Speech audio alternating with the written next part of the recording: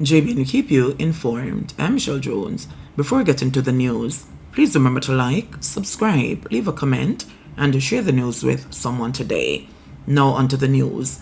Body of missing woman found in suitcase in Savlamar.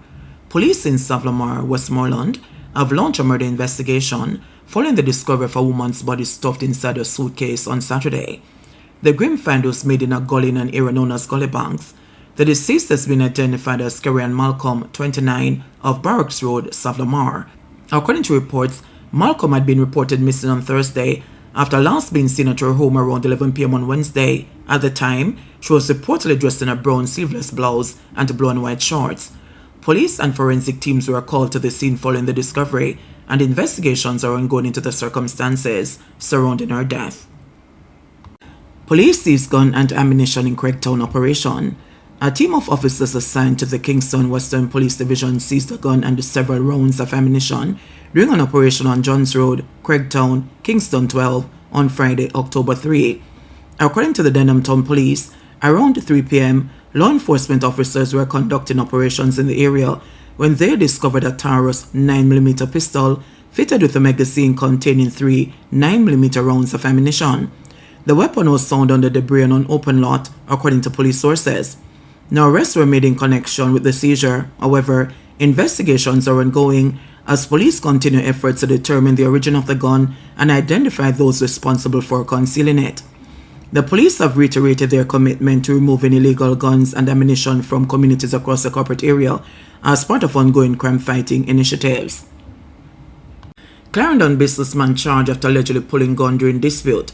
A 44-year-old businessman from Bushy Park, Clarendon, has been charged following an alleged altercation in which he reportedly drew his licensed firearm and threatened another man. The accused, David Morris of Central Avenue, has been charged with assault of common law, use of a firearm to commit a felony, assault occasioning bodily harm, and malicious destruction of property.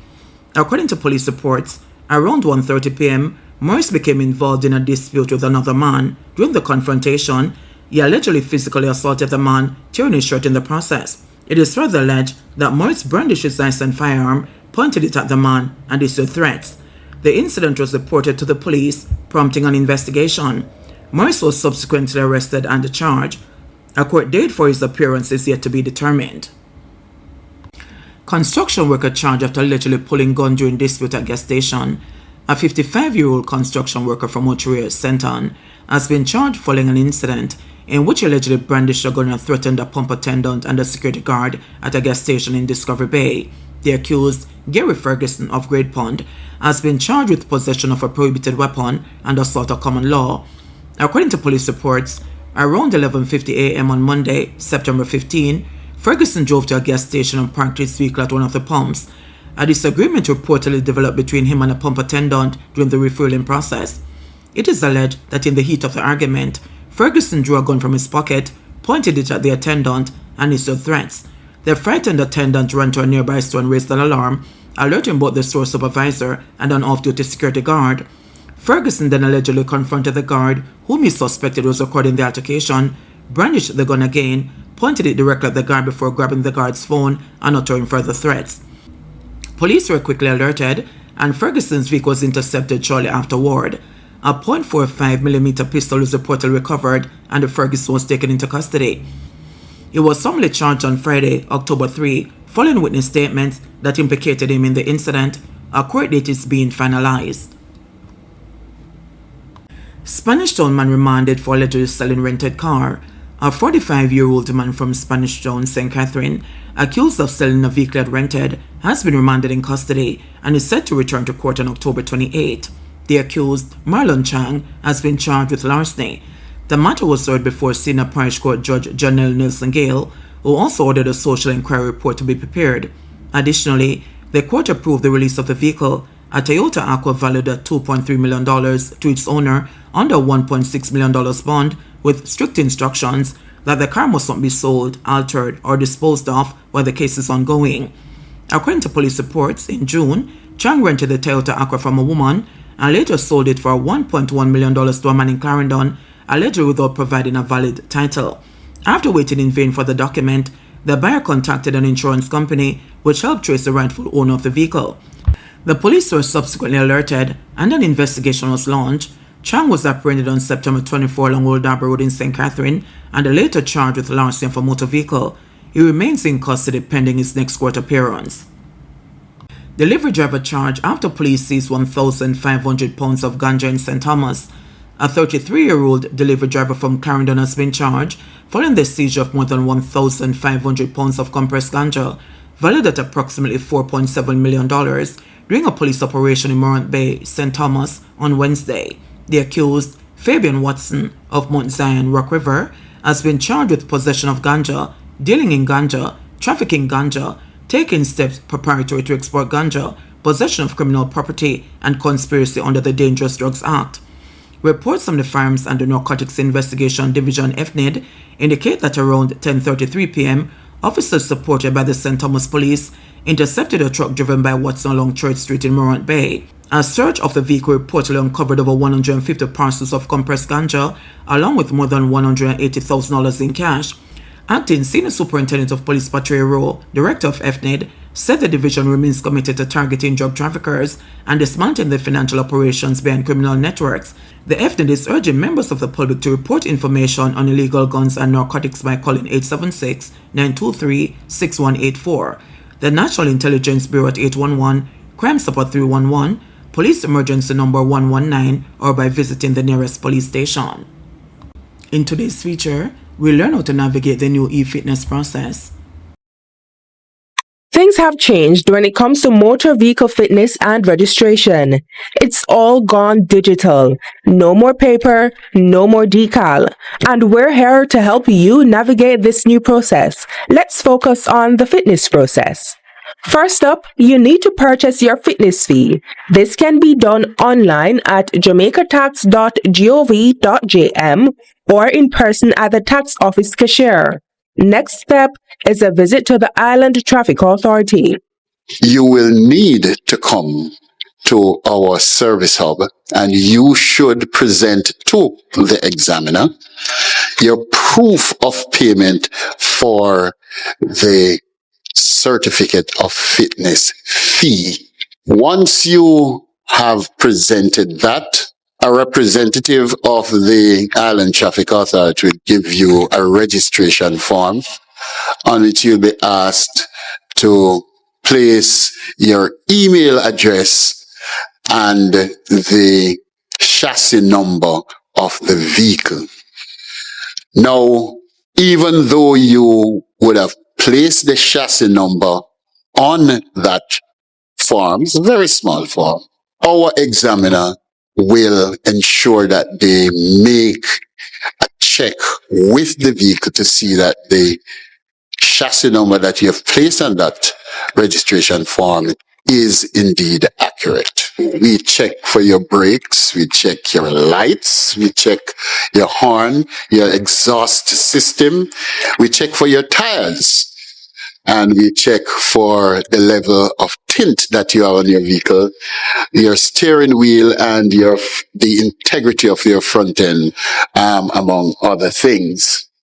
So soon as that is finished, the examiner will determine a pass or failure of your vehicle. The necessary data entry will be made in our system, and at the end of that process, a reference number will be sent to your email, the email that you would have issued to us. When that number comes up on your email, you will then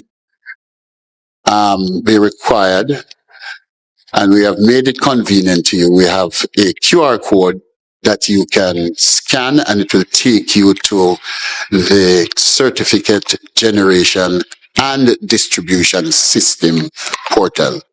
You would be required to put that unique number plus your chassis number, and you generate the e-fitness which will come on your device. You're encouraged to ensure that you check the details on the e-certificate before departing the service hub.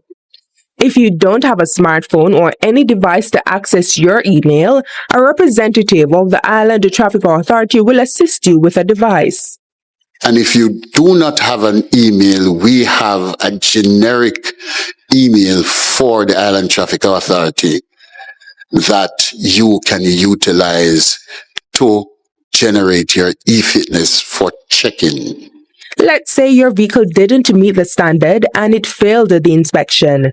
The examiner will annotate the defects that you would need to treat with, and you are encouraged to retain your certificate of fitness fee, the receipt that you have, so that when you do the repairs and come back, you don't have to pay another fee.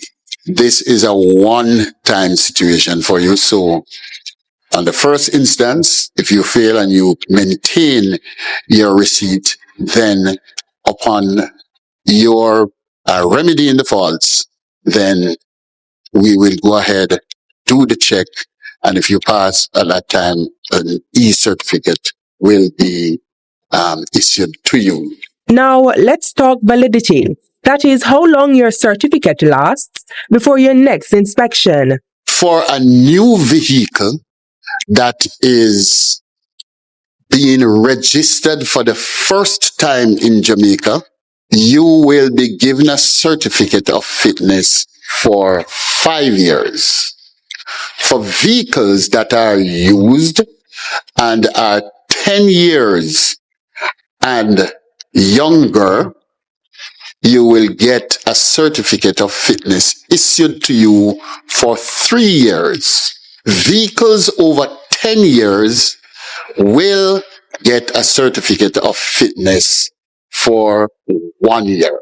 For commercial and PPV vehicles, new vehicles that are bought and again registered for the first time in Jamaica for commercial purpose, a new vehicle will get 3 years, and a vehicle that is being registered that is under 10 years or less will have a certificate of fitness validity period of 1 year. Now, please note that if for some unfortunate reason a new vehicle has a crash and there is significant structural damage, upon inspection by the examiner at the Island Traffic Authority Service Hub, a determination is made as to the extent of the damage and the validity period for the certificate of fitness, because you would recognize that the integrity of that vehicle would have been affected, and therefore there is a greater need for more frequent inspection of that vehicle. So remember, the fitness process has gone digital, but support is always available. Visit the Island Traffic Authority's website at mtm.gov.jm/ITA. JBN will keep you informed. Please remember to subscribe, like, share, leave us a comment, and click the notification bell to receive our daily news items.